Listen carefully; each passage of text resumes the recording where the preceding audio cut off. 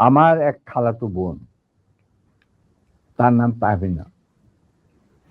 তার বিয়ে ঠিক করেছিলাম আমি আর নিম্মি কর্নেল রেজার সাথে, যে আমাদের চেয়ে জুনিয়র চাকরি। তার সাথে বিয়ে হবে, অনুষ্ঠান হবে লেডিস ক্লাবে। তো দুপক্ষেই আমাদের পরিচিত, অতএব আমরা হলাম ভায়া মিডিয়া। ঠিক আছে, ঠিক আছে। তখন আমরা কি করলাম, সমস্ত অ্যারেঞ্জমেন্ট আমাদের উপরে দায়িত্ব আসলো। তো কাকে রাখি আর কাকে বাদ দেই, এত মানুষের সাথে পরিচিতি। তো আমরা যাই হোক বেশ ভালোই, প্রায় 2-3 হাজার লোকের মতো লোক ইনভাইট করা হলো দুই তরফে। চলছে বিয়ার আসর। তখন আমার একমাত্র শালা, যার নাম বাপ্পি, ও ম্যাকগিল ইউনিভার্সিটিতে পড়তো, ওখান থেকে ছুটিতে আসছে দেশে। He was also present in the ceremony. আমি আর নিমিত দুই পক্ষের মানে হোস্ট বলতে পারো, সবাই দেখাশোনা করছি। বাপ্পি বসে আছে ছেলেদের যেখানে বসার জায়গা সেখানে। তখন লম্বা চুলের একটা ফ্যাশন ছিল। He has just come from Canada, তো লম্বা চুল, and he had good, beautiful hair, and he was a handsome man. আমার মতো এত খারাপ চেহারার লোক ছিল না। ওটা অনুষ্ঠানের শেষ হওয়ার আগে বলবো স্যার, জি বলেন। আচ্ছা, তারপর তোমার ও বসেছিল অন্যান্য গেস্টদের সাথে। তার পিছনের রোতে গাজী গোলাম Mustafa and his wife was also invited in that function from the other side, not from our side, মানে ছেলে পক্ষের। বুঝতে পেরেছি। তো গাজী গোলাম মুস্তফার ছেলেরা আর তার সাঙ্গবঙ্গ পিছনের সিটে, পিছনের রোতে সিটে বসা। তাদের মধ্যে একটা ছেলে বাপ্পির চুল টান দিল পিছন থেকে। তো বাপ্পির পিছনে, ভদ্র মানুষ, বিদেশে থাকে, বিদেশে বড় হয়েছে, পিছিয়ে বললো, কিছু বলে নাই, সামনে আবার ওরা চুল টান দিল। দ্বিতীয়বার টান দেওয়ার পরে বাপ্পি পিছনে তাকে দেখো যে একটা ছেলে হাত সরিয়ে দিল। তখন বলে যে তুমি চুল টান দিয়েছ? বলে হ্যাঁ। বলে কি কেন? আমরা দেখছিলাম যে এত সুন্দর চুল, এটা কি পট চুল না আসল? আচ্ছা চিন্তা কর। সে তখন ইউনিভার্সিটিতে পড়ে, আর এই পুচকে ছেলে তখন বোধ হয় স্কুলেও পড়ে না, বা স্কুলে 6-7 ক্লাস হবে। তখন বাপি বলে, বেয়াদব ছেলে, তুমি আর এখানে বসবে না, তুমি অন্য কোথাও গিয়ে বস। ওরা বেরিয়ে চলে গেল। আমরা কিন্তু কিছুই জানি না, মানে আমি আর নিমি এত ব্যস্ত, দুই পক্ষকে দেখাশোনা, খাওয়া দাওয়া চলছে। হঠাৎ দেখলাম দুটা মাইক্রোবাস, রেড ক্রসের, আর একটা গাড়ি, গাড়ি, সবুজ রঙের গাড়ি আগে, পিছনে দিয়ে মাইক্রোবাস। মাইন্ড ইউ, তখন কিন্তু আমার নিজের personal security guard with wireless মজুদ লেডিস ক্লাবে। আমি কুমিল্লা থেকে আসছি বিয়ের জন্য।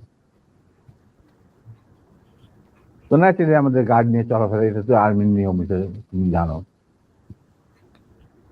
আসলো, থামলো, দুইটা মাইক্রোবাস থেকে প্রায় 8 জন ট্রেনগারধারী সাদা পোশাক পরা লোক নামলো, আর ফোকসো গাড়ির থেকে নামলো গাজী গোলাম মুস্তফা স্বয়ং। তার স্ত্রী কিন্তু উপস্থিত মেয়ে মহলে। উনি গাড়ি থেকে নেমেই চিৎকার করতে শুরু করলেন, মেজর ডালিম কোথায়, মেজর ডালিম কোথায়, মেজর ডালিম কোথায়? বহুতবার বাড়ছে, আর সহ্য করা যায় না। আমি অবাক হইলাম, এরকম চিৎকার করছি কে? তখন একটা ছেলে এসে, একজন হিওয়াজে ট্র্যাক প্লাটুনের একটা ছেলে, আমার নামটা মনে নাই, এসে বললো যে ভাই আপনাকে কোট করতে, এই চিৎকার করতে এই তো গাজী গোলাম মুস্তফা, তার সাথে 8-10 ট্রেনগারধারী লোক আছে। মাইন্ড ইউ, তখন কিন্তু army was deployed in the whole country to recover illegal arms. আর আমাদের ঢাকার হেডকোয়ার্টার ছিল রেস কোর্স। আমরাও সেই অপারেশনে যুক্ত ছিলাম। যাই হোক, আমি বাইরে আসলাম, আসে গাড়ি গোলাম মোস্তফার সামনাসামনি বারান্দাতে। আমি মেজে দাঁড়িয়ে, আপনি আসুন, আপনার বেগম সাহেব তো আছেন ভিতরে, আপনি আসুন, বরবধূকে আপনি দোয়া করে দিন। হারামজাদা বারবার সে আর্মির আজকে আমি উচিত শিক্ষা দেব। আমি দেখলাম আমার চারদিকে ওই ট্রেনের ঠেকাইলেও প্রায় 4-5 জন মানুষ, আর 4-5 জন খালের দাঁড়িয়ে। আমরা এটা কি, আমি একজন ট্রেন মানুষ, আমার স্কট আছে ওখানে প্রায় 4-5 জন, ওয়্যারলেস আছে, I can call anyone any time, MP unit, যে ইউনিট দরকার হয়। এই কি অবস্থা, একটা বিয়ে বাড়ির মধ্যে এরকম একটা হুলস্থুল কাণ্ড। আপনি দেখেন কিছুই কি ব্যাপার, কি আপনি আজকে তো উত্তেজিত করেন। আমি তো জানি না যে এর মধ্যে কি ঘটনা ঘটে। ওগুলো ওঠ, এ উঠা, মাইক্রোবাইস আমাকে ঠেলতে ঠেলতে নিয়ে যাচ্ছে মাইক্রোবাইস। আপনি ব্যাপার কি গাড়িতে, এটা একটা বিয়ে বাড়ি, একটা মেয়ের বিয়ে হচ্ছে, আর আপনি আমাকে বলছেন উঠ। কি আমার কাপড় টাপড় ধরে টানা 4 জন মিলা আমাকে উঠালো।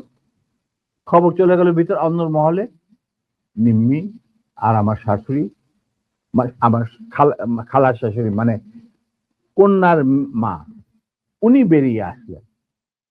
ওনারা আসলেন যে কি ব্যাপার, দেখে যেরকম আমাকে ঠেলাঠেলি করে উঠানো হচ্ছে মাইক্রোবাসে। আমি মাইক্রোবাসে উঠলাম, উঠে দেখি চুল্লু আর আলম নামে 2 জন মুক্তিযোদ্ধা, ক্র্যাক প্লাটুনের সদস্য, তারা ছিল আমার ছোট ভাই স্বপনের সাথে, স্বপন বীর বিক্রম। ওদেরকেও মারতে মারতে মানে রক্ত বের করে ফেলেছে, মুখ দিয়ে রক্ত ঝরছে, আহত অবস্থায় তারাও মাইক্রোবাস। তখন আমার খালাম্মা গাজীকে বললো, গাজী সাহেব আপনি কি করছেন, আমার মেয়ের বিয়ে হচ্ছে, আর দে আর দি, তারা বর পক্ষেরও কন্যা পক্ষেরও। ওরা কাজ কি হয়েছে কি, ওরা তো ব্যস্ত। বলে আমি ওদেরকে উচিত শিক্ষা দেবো, ওকে আমি উচিত শিক্ষা দেবো। তখন আমার স্ত্রী বললো যে আপনি তাকে একা নিয়ে যেতে পারবেন না, আপনি আমাকে সঙ্গে নিয়ে আসবেন। ঠিক আছে চল বলে ওরেও ধাক্কা দিয়ে উঠায় দিল মাইক্রোবাসে। তখন আমার খালা বললেন, কাজী সাহেব আপনি কিন্তু বাড়াবাড়ি করছেন, ঠিক আছে, যেখানে আপনি নিয়ে যেতে চান আমিও যাবো সাথে। কাজী কি স্যার তখন ঢাকা আওয়ামী লীগের সভাপতি নাকি? তখন সে আওয়ামী লীগের সভাপতি নয়, he was also the chairman of the red cross. বুঝতে পারলা? শেখ মুজিবের সবচেয়ে প্রিয় লোক সে তখন। সে ঢাকার মধ্যে মানে ঢাকা শহরে সে হলো মুজিবের সবচেয়ে বড় লাঠের সর্দার। অশিক্ষিত মূর্খ মানুষ সাধারণত রেড ক্রসের চেয়ারম্যান হয় না, কিন্তু ওকে বানানো হয় যাতে করে লুটের এই যে রিলিফের মার চুরি চামারি করতে সুবিধা। যাই হোক, সেটা অন্য ব্যাপার। তারপরে আমাদেরকে নিয়ে উনি গাড়ি ঘুরে চললেন প্রথম ফার্ম গেট দিয়ে ভিতরে ঢোকার পরে আমি দেখলাম যে আরে সম্পূর্ণ কোথায় চাচ্ছে, লক্ষ্মীবাড়ি ক্যাম্পে নাকি। তখন আমি কি করি, এর মধ্যে আমার খালা আর নিম্মি নিজেদের শাড়ি ছিঁড়ে চুল্লু আর আলমকে ব্যান্ডেজ করে দিয়েছে, মানে যেখানে ক্ষত, তার দিকে রক্ত পড়ছিল। আমি হঠাৎ বললাম, গাড়ি থামাও driver. In the meantime Swapan Bappi ওরা কিছু গেস্টকে বোধহয় বাড়িতে পৌঁছে দেওয়ার জন্য নিয়ে গেছিল গাড়ি করে, বা ওদের গাড়ি আসছিল না, কিছু ওরা উপস্থিত ছিল না। তো আমি বললাম গাড়ি থামা, ড্রাইভার গাড়ি থামা দিল। আমরা তখন আমার গাড়িতে প্রায় 4 জন ট্রেন গানধারী লোক। তাদের একজনকে বললাম যে তুমি গিয়ে ওই সামনে যে গাড়ি গোলাম মোস্তফা বসে আছেন, গাজী গোলাম মোস্তফা সাহেবকে বলেন নাইমা এখানে আসেন। Somehow that man with train guard, he got down and went to Gazi. গাজীও তখন স্টপ হয়ে গেছে, যে পিছনে গাড়ি স্টপ হয়ে গেছে। আসে বলছে, ওনাকে বোধহয় বলছে যে আপনাকে উনি ডাকছেন নিজের গাড়ি। গাজী গুলস্তান দরজা খুলে আমাদের মাইক্রোবাসে আসলো।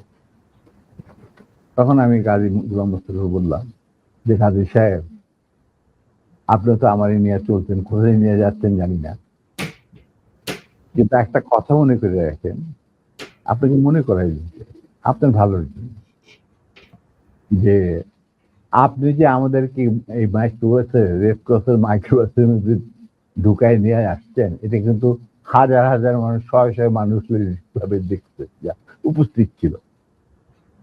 অতএব আপনি কিন্তু আমাদের সাথে যাই করেন আপনি কিন্তু পার পাবেন। এইটা শোনার পর গাজী গেল একটু ঘাবড়ায়, যে তাই তো, আমি যে উঠাই নিয়ে আসছি এটা তো সবাই দেখছে। তখন আমি বললাম যে আপনি যাই করেন, উনি যখন একটু হতভম্ব হয়ে বোধ দেখাচ্ছে, আমি বললাম যে গাজী সাহেব, আমি আপনাকে একটা পরামর্শ দিই, আপনি যাই করেন আপনি শেখ সাহেবের কাছ থেকে আগে পারমিশনটা নিয়ে নেন, এছাড়া আপনি বাঁচতে পারবেন না। এর মধ্যে আমার ছোট ভাই স্বপন বীর বিক্রম ফেরত আসছে লেডিস ক্লাবে, বাপ্পি ফেরত আসছে। ওরা শুনলো যে এই ঘটনা ঘটছে, ওখান থেকে সোজা স্বপন চলে গেল এমপি ইউনিটে, ঢাকা ক্যান্টনমেন্টে। ওখানে গিয়ে বললো যে এরকম অবস্থা, বিয়ে বাড়ি থেকে কিডন্যাপ করে। এই বিয়েতে কিন্তু জিয়া রহমান উপস্থিত ছিল, শফিলিও উপস্থিত ছিল, খালেদ মোশাররফ, মানে সবাই উপস্থিত ছিল।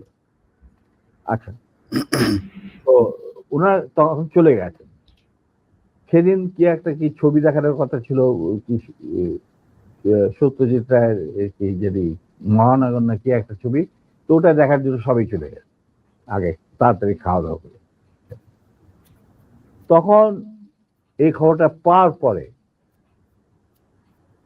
the CEO of the MP unit এই খবরটা ব্রিগেড মেস, ইউনিট মেস সবখানে এটা সে জানাই দিল। ইয়াং অফিসাররা লুঙ্গি গেঞ্জি পায়জামা যে যা পরা ছিল সবাই ঢাকা শহরে বেড়ে হয়ে আছে। তারা খুঁজতে লাগলো যে আমাদের অ্যাবডাক্টেড অফিসার তার ওয়াইফ কোথায়। আর একদল সোলজার এমপি পাঠানো হলো, যারা ওই অবৈধ অস্ত্র কালেকশনে ডিপ্লয় ছিল গাজীর বাড়িতে। গাজীর বাড়িতে যাদের পাইছে সবাই বন্দুকেরা নিয়ে আসছে রেস্কিউ ময়দান। আমি কিন্তু এগুলো কিছু জানি না। গাজী তখন আমার কথা শোনার পর ও ওদের কিছু চিন্তা করলো, চিন্তা করার পরে দেখলাম যে উনি লক্ষ্মীবেনের দিকে না গিয়ে 32 নম্বরের দিকে যাচ্ছে কলাবাগানের। আমি বললাম যে আলহামদুলিল্লাহ। তখন 32 নম্বরে গার্ড রেজিমেন্ট ছিল, ফার্স্ট ফিল্ড রেজিমেন্ট, যেটা আমার হাতে গড়া। তারা গার্ড দিচ্ছিল প্রাইম মিনিস্টারের বাড়ি, আমার জানা আছে। তো গাড়ি চললো, আমরা পিছিয়ে পিছিয়ে চললাম। আবার কাফেলাকে গাজী 32 নম্বরের গেটের ভিতরে ঢুকতে না দিয়ে বাইরে খাড়া করায়। স্টপ করার পর গাজী তার গাড়ি নিয়ে ভিতরে চলে, আমরা ওখানে থাকলাম। ইতিমধ্যে যখন এরকম সারা আর্মি ডিপ্লয়মেন্ট যারা ডিপ্লয়েড ছিল তারা যখন গাড়ির পরিবার ধরে নিয়ে আসছে, আর সবখানে ব্যারিকেড দিয়ে চেক করা হচ্ছে প্রত্যেকটা গাড়ি যে আমাদের মিসিং অফিসার তার স্ত্রী কোথায়। আছে কিনা, যাতে ঢাকার বাইরে না যেতে পারে। এই হুলস্থুল চলছে। আমাদের তখন রেসকোর্সের কমান্ডার ছিলেন major movement, CO first lancer. তো উনি মেজর মুভমেন্ট ছিলেন অপারেশন ইনচার্জ, পরে লেফটেন্যান্ট কর্নেল। আচ্ছা, যাই হোক, তখন আমরা বললাম যে গাড়ি ভিতরে গেল, কি বলবে। ঠিক সেই সময় দেখলাম একটা সাদা টয়টা গাড়ি আসলো, ড্রাইভিং সিটে বসে স্বপন, পাশে বসে আমার বোনের জামাই লিটু, আবুল খায়ের লিটু, যে নাকি বেঙ্গল গ্রুপের মালিক, বিরাট ধনী ব্যবসায়ী। ওই সালমান রহমান তোমানের সাথে সবাই একটা। যাই হোক, ওরা দুজন, আর এসপি মাহবুব সঙ্গে। এসপি মাহবুব ছিল মুজিবের খুবই বিশ্বস্ত একজন কিলার, মানে তাকে যে সমস্ত এই মানুষ মারা টারা হতো আর কি। ঢাকা জেলার SP. SP Mahbub, not major. He was given during the war he was given rank of a captain. Mahbub was a good friend of mine, and anyway, ওদের গাড়ি যখন আসলো, আর গাড়ি থেকে পরে আমি এই গল্প মাহবুবের কাছে শুনছি যে স্বপন এই ক্যান্টনমেন্টে জানানোর পর সে চলে গেল মাহবুবের বাসা। মাহবুবের কিন্তু সেই বিয়েতে আসার কথা। তো সে ওয়্যারলেসে জানাইছে যে আমি মানিকগঞ্জ থেকে ফিরছি, খুব সহসাই আমি বিয়ে বাড়িতে আসছি, এটা আমার দেরি হবে। তো স্বপন চলে গেছে তার বাসায়, সে থাকতো মিন্টন রোডে, মানে ক্লাস 1 গ্যাজেটেড অফিসারদের জন্য একটা এনক্লেভ আছে, তুমি হয়তো জানো, দেখেছো কিনা জানি না। তখন বাংলো ছিল, এখন বোধহয় মাল্টি ফ্ল্যাট, ওই ইন্টারকনের সাথে। তো সেখানে মাহবুব থাকতো একটা। তো ফ্ল্যাটে লিটু আর স্বপন গিয়ে উপস্থিত হয়েছে। ঠিক সেই মুহূর্তে Mahbub was getting ready to come to marriage ceremony. Manikganj থেকে ফিরে আসছে, উপরে এটা দেখা যায় মাহবুব কাপড় টাপড় পরতে, চুল আছে। তখন লিটু আর স্বপনকে দেখে বললো যে কি ব্যাপার, তোমরা এখানে কেন? আমি তো আসছি, আমি তো বলছি তোমাদের জানাইছে, আমার অফিস থেকে জানানো হয়নি যে আমি দেরি হবে মানিকগঞ্জ। হ্যাঁ, কিন্তু মাহবুব এক ঘটনা ঘটছে। বলে কি ঘটনা? যে নিম্মি আর ডালিমকে উঠায় নিয়ে গেছে গাজী গরম বিয়ে বাড়ি থেকে। কোথায় নিয়ে গেছে, কি হয়েছে জানি না, তবে তার পরিবারের সবাই এখন অ্যারেস্ট করা হয়েছে। তারা সব ওই সারদি উদ্যানে আছে, মানে রেস্ট করছে। আর্মি সারা ঢাকা শহরে ছড়ায় পড়ছে, তার প্রত্যেকটা গাড়ি চেক করতেছে যে looking for the missing officer and abducted officer and his wife. মাহবুবকে চাই নাকি? এটা তো সাংঘাতিক কথা। গাড়িকে তো বিশ্বাস করা যায় না বলে সে রেড টেলিফোন করতে, মানে হাত দিতে গেছে, রেড টেলিফোন বেজে উঠছে। কে? শেখ মুজিব। ফোন মাহবুব। তো উঠাইছে, কে বলছে? আমি মাহবুব বলছি। বলে যে আমি প্রাইম মিনিস্টার মুজিবুর রহমান। বলে কি? জি স্যার বলেন। বলে কি তুই ইমিডিয়েটলি আমার বাসায়। এর মধ্যে chief of staff, deputy chief of staff, CGS, Khalid Mosharraf, এদেরকে ডাকানো হয়েছে, এরাও আসছেন। মেজর কর্নেল নুরুজ্জামান, রকিবানী চিফ, এরা উপস্থিত আসছেন সবাই। Zia Rahman also change, deputy chief. আচ্ছা, মাহবুব তখন বলে চলো। তখন লিটুদের গাড়িতে বসেই ও চলে আসলো। তো ওই গাড়িটা যখন গেল, গাড়ির নাম্বার দেখে আমি বুঝলাম যে উই আর সেফ, আমাদের মারবে না। কারণ এরা যখন এসে উপস্থিত হয়েছে, তার মানে things will be under control। আর সারা দেশে কি হচ্ছে এগুলো কিন্তু জানি না, মানে সারা ঢাকা শহরে। তখন গাড়িটা গেটের সামনে থামলো, ওটা থেকে মাহবুব নামলো, সব ওনার লিচু গাড়ি নিয়ে দূরে গিয়ে সামনে ব্রিজের কাছে থামলো, গাছের ছায়া নিচ্ছে। আমরা যে মাইক্রোবাসটা আসছি ওটা কিন্তু ওরা জানে না। মাহবুব চলে গেল ভিতরে।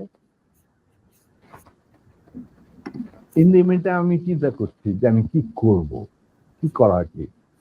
আমার ফার্স্ট ফিল্ডের রেজিমেন্টের লোকেরা মুজিবের গার্ড রেজিমেন্ট হিসেবে তখন নিয়োজিত।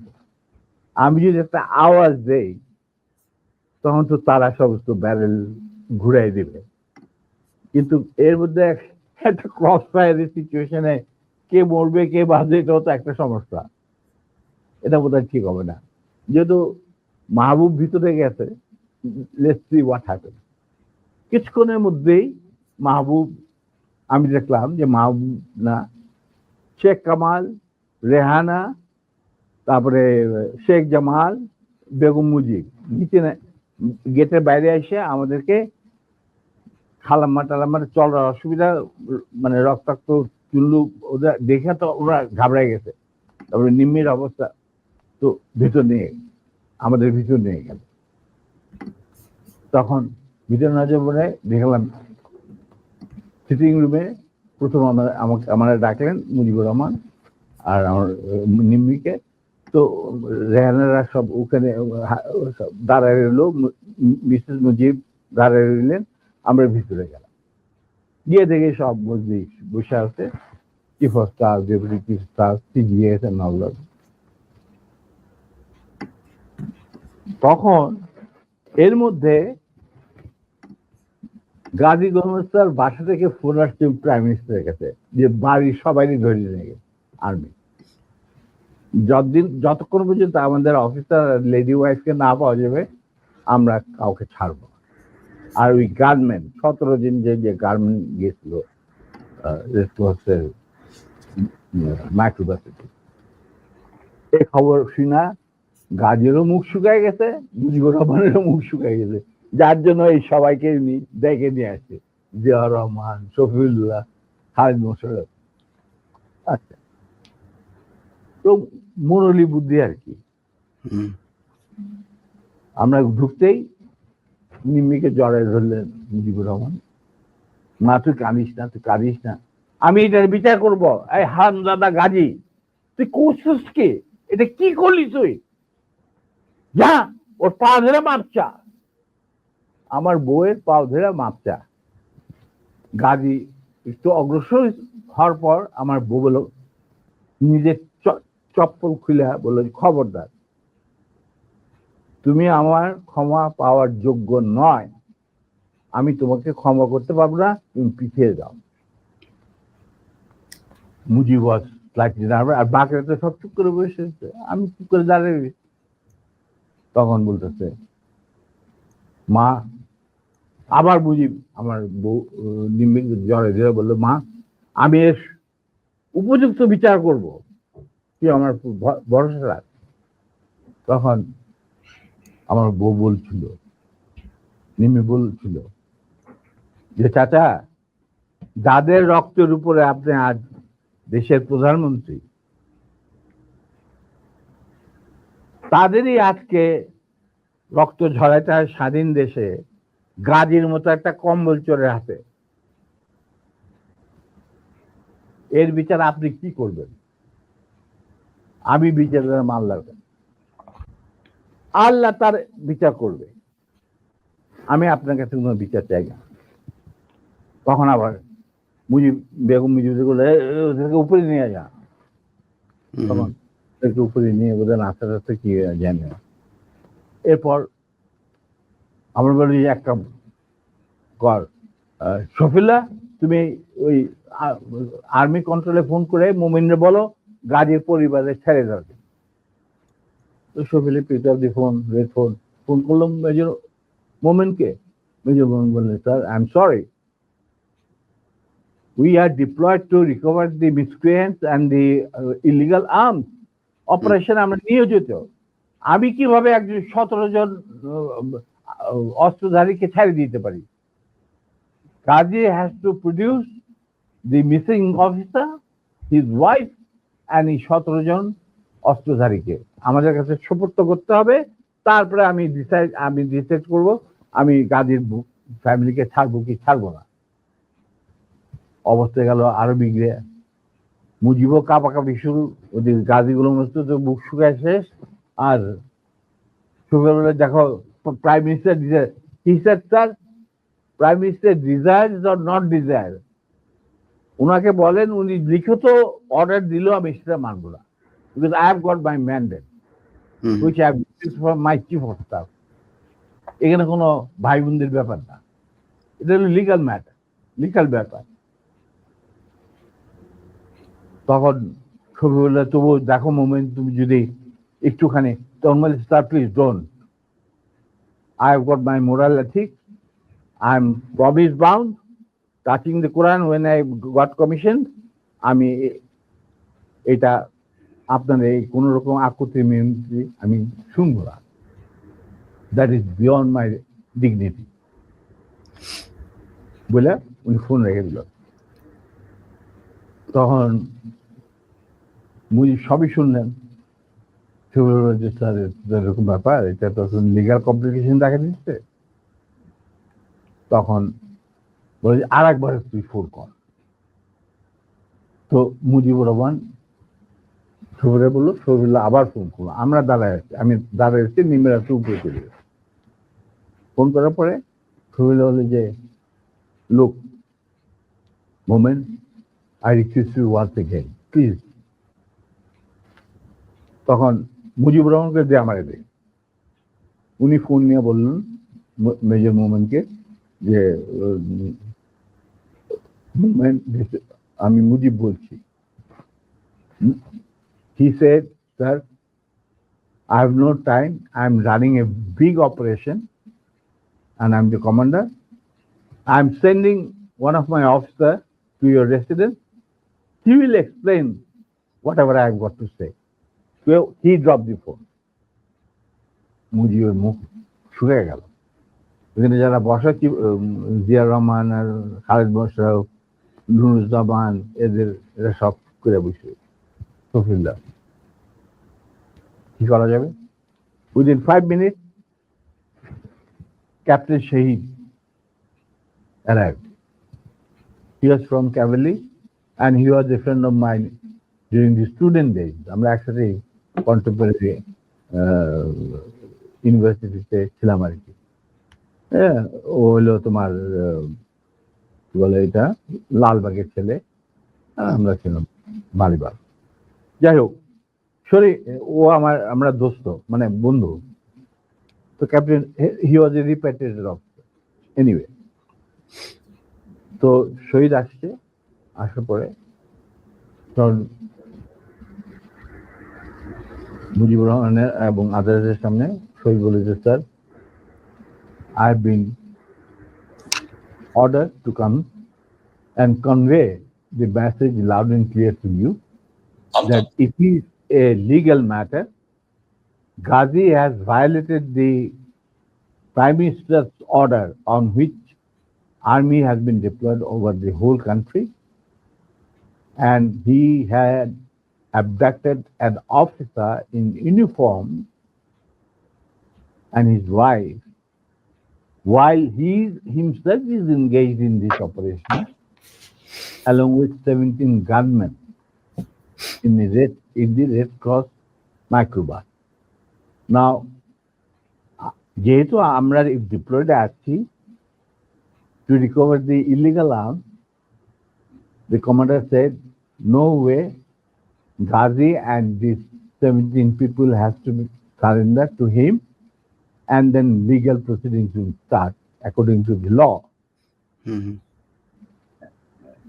দেশে ইমার্জেন্সি চলছে, আমাদেরকে প্রাইম মিনিস্টার খুব ঝুঁকিপূর্ণ দায়িত্ব দিয়েছেন, আমরা আমাদের যথাসাধ্য চেষ্টা করে যাচ্ছি। তখন বলে স্যার আমার আর কিছু বলার নেই, আপনার যদি কিছু বলার থাকে আমাকে বলা হয়েছে শুনে আমাদের কমান্ডারকে জানান। না ঠিক আছে, তুমি যাও বাবা। তো শহীদ চলে গেল। এরপর শেখ মুজিব আমাকে বললো তুই মাফ করে দে। আমি বললাম, স্যার আমি তো বললাম। উনি বললেন ঠিক আছে দাঁড়েন যা আমি বিচার করব। আমি বললাম, স্যার ভেরি গুড। তো এই আমার গাড়ি বাইক করে ওরা বাসায় পৌঁছে দিয়ে ওরা নিবে এদেরকে বাসায় পৌঁছে মানে মার্সিডিজ। আমি বললাম, স্যার নট নিডেড, বাইরে স্বপন আছে,